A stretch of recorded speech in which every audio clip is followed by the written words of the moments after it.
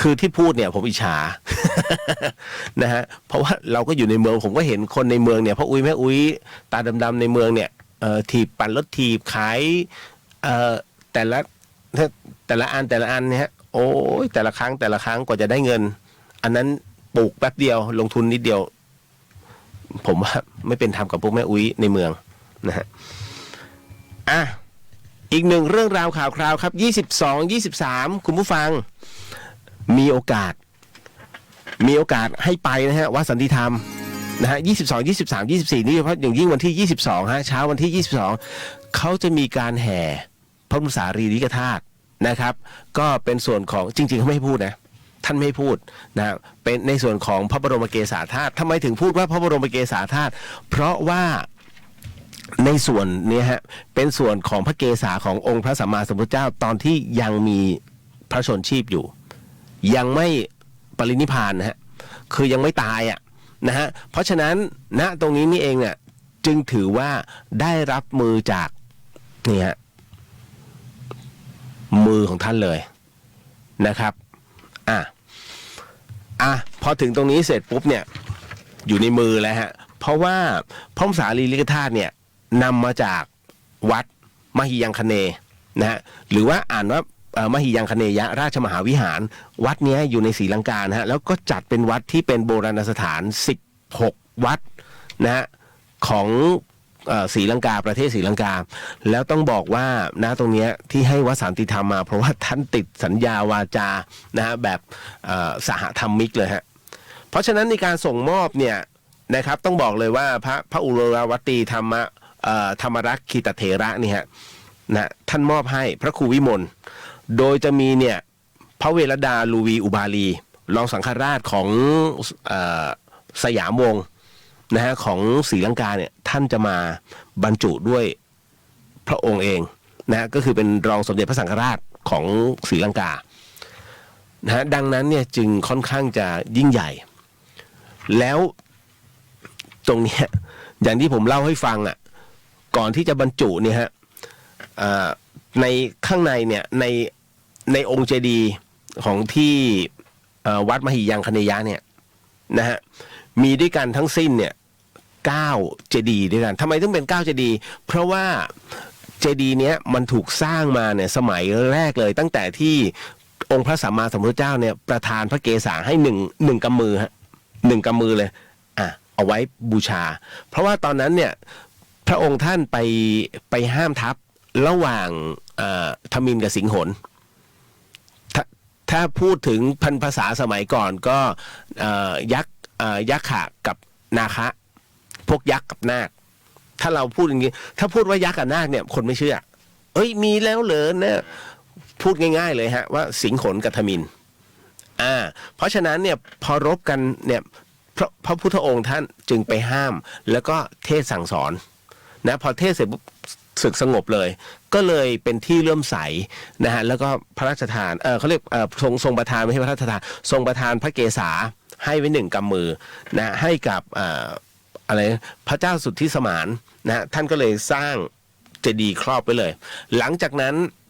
45 ปีต่อมาเนี่ยพระพุทธองค์ก็นิพพานนะฮะก็ทางศรีลังกาเนี่ยฮะได้โดนเชิญให้ไปรับนะฮะเป็นพระบรมสารีริกธาตุอีก2 ชุดด้วยกันก็คือในส่วนของกระดูกคอพระศอนะฮะกับกระดูกสันหลังนะพระปิติกันทกัตนะฮะตรงนี้ฮะก็เลยถือว่าเป็นพระบรมสารีริกธาตุที่เรียกว่าขององค์พระสัมมาสัมพุทธเจ้าโดยแท้จริงคราวนี้พอสร้างข้อไปแล้วเนี่ยด้วยการเวลาที่มันผ่านไปก็ทลายลงมานะด้วยกันนะฮะ8 ชั้นนะคือชั้นล่าสุดที่พังทลายเนี่ยมันเป็นพระเจ้าสมัยของพระเจ้าดุลกาพนี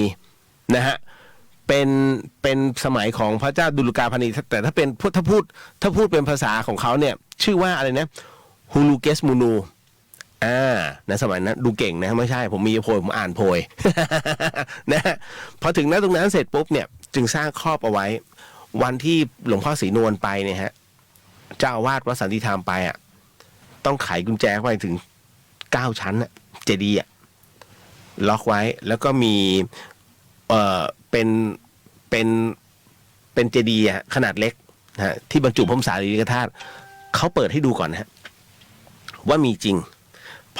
อเปิดเสร็จปุ๊บเนี่ยคราวนี้ก็ครอบกลับแล้วก็ให้หลวงพ่อท่านเลือกท่านก็เลือก1 องค์ตอนที่จะเอาบรรจุเนี่ยฮะใส่เจดีย์เงินของท่านที่เตรียมไว้เขาอย่างที่ผมเล่าให้ฟังอ่ะมือเจ้าอาวาสสั่นเสียดายมากๆครับเพราะว่าชาวศรีลังกาเนี่ยถือว่าเป็นสิ่งที่เขาเคารพบูชาเขาเคารพ3 เวลาเลยนะฮะเช้ากลางวันเย็นบูชาด้วยน้ำชาตลอดเวลาเพราะเขาเชื่อว่าถ้าขาดในเรื่องตรงนี้ไปนะฮะพระมหาสารีริกธาตุจะหายคือคำว่าหายเนี่ยคือเสด็จหายไปเลยนะตอนแรกเนี่ยผมคำเนี้ยจริงๆผมไม่เชื่อนะเรื่องของการเสด็จหายอะไรทุกอย่างไม่เชื่อผมแล้วมันเจอกับตัวเองครั้งหนึ่งผมมาที่ธรรมสถานตอนนั้นยังไม่รู้จักเลยเชียงใหม่เป็นยังไงยังแบบโก๊ะมากมาถึงปุ๊บมากราบหลวงพี่ภัสกรเนี่ยแล้วก็มาเจออาจารย์แม่ชีเพียงเดือนท่านให้พระปิดตาฮะเป็นพระปิดตาของวัดเครือวันนะฮะหลวงแม่บอกว่านี่ให้ไว้เป็นที่ระลึกเพราะคุณทำงานเกี่ยวกับการบันเทิงนะฮะให้พระปิดตาไปเก็บดีๆนะเก็บดีๆหลวงแม่บอกเลยถ้าเก็บไม่ดีเนี่ยท่านจะหายไปเองผมไม่เชื่อแล้วผมบอกแล้วผมผู้ชายเทาไม่ใช่เทาชั่วโคตรชั่วเลย บอกเลยสมัยก่อนผมเสือผู้หญิงแล้วคราวนี้ตอนนั้นก็คืออยู่เอ็มสแควร์นะวงการบันเทิงเลยค่ายเพลงเลยฮะเบื้องหลังศิลปินมากมายนะฮะถามพี่ยงก็ได้นะคริสตี้โจนัสนั่นแหละทำหมดจิ้งลึงขนจิ้งหรีดขาวแม้กระทั่งไอ้น้องตั๊กสิริพรก็ทำอัลบั้มเขาเท่ก็ทำนะพงศิษฐ์ทำหมดอะเมื่อก่อนนี้นะคราวนี้ด้วยความที่เราเอาไว้ข้างหัวนอนนะฮะแล้วอย่างที่บอกอะผมไม่ซ้ำเลยนะฮะจนกระทั่งเช้าวันหนึ่งฮะผมนำเอาพระคือผมก็บอกนายอีกคนหนึ่งเนี่ยผมได้พระปิดตามาจะเอาไปให้ดูปรากฏว่าเฮ้ยหายเลยอะคือแน่นอนที่สุดอะไม่มีใครมาเอาหรอกมีผมมาอยู่ตรงนั้นคนเดียวเพราะฉะนั้นก็เลยหาลื้อหมดเลยทั้งพรมทั้งที่นอนไม่มีฮะแล้วพอมีโอกาสมาเชียงใหม่ผมมากราบหลวงแม่แล้วผมก็ยิ้ม แล้วท่านก็บอกว่าเป็นไงมั่งพระปิดตาที่ให้ไปผมก็ยิ้มไม่ตอบแล้วหลวงแม่จริงๆนะท่านเอาจากลิ้นชักขึ้นมานี่พระปิดตาที่ฉันให้คุณเฮ้ยผมตกใจมากเพราะหลวงแม่มีเยอะแน่ๆเลยเอามาผมเอามาดูเฮ้ยใช่เพราะผมจำตำหนิได้นั่นน่ะแล้วมาดูบอกอุ้ยหลวงแม่แล้วท่านมาได้ไง คุณไปทำอะไรมาล่ะท่านเลยกลับมานี่ตั้งแต่นั้นเนี่ยผมเริ่ม70-30เริ่มที่จะเชื่อบางอย่างแต่ผมไม่ค่อยเชื่ออะไรมากมาย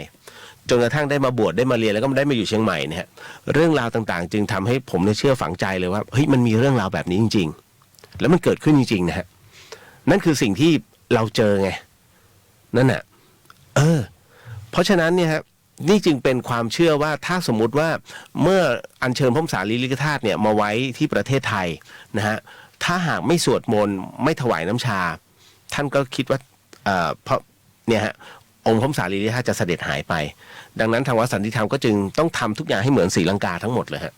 นี่แหละวันเสาร์นะตอนเช้าฮะจะเริ่มตั้งแต่8 โมงเช้าที่อนุสาวรีย์3 กษัตริย์ถ้ามีโอกาสคือที่กรุงเทพเนี่ยอัญเชิญมาแล้วอัญเชิญกลับอันนี้ไม่ใช่ฮะองค์นี้อยู่เมืองไทยถาวรและมีที่เดียวฮะมีที่เดียวจริงนะฮะที่การันตีว่าแท้สุดนะฮะก็คือที่วันที่23เนี่ยขออภัย22เนี่ยฮะวันเสาร์เนี่ยที่วัดสันติธรรมคุณไปร่วมเถอะนะฮะเป็นโอกาสดีมากบุญใหญ่มากๆนะฮะขอแค่เดินไปร่วมขบวนหรือว่าไปร่วมแห่นะตรงเนี้ย เป็นสิริมงคลกับชีวิตแล้วนั่นแหละฮะมันเหมือนกับคนที่ไม่เชื่อเรื่องศาสนาพุทธคุณเชื่อไหมไอ้ประเภทปากแข็งเนี่ยไม่เชื่อแล้วบังเอิญว่าอันนี้ผมเห็นแล้วนะ2-3 รอบแล้วพอได้มีโอกาสไปไหว้สังเวยของพระพุทธองค์เนี่ย4 สัง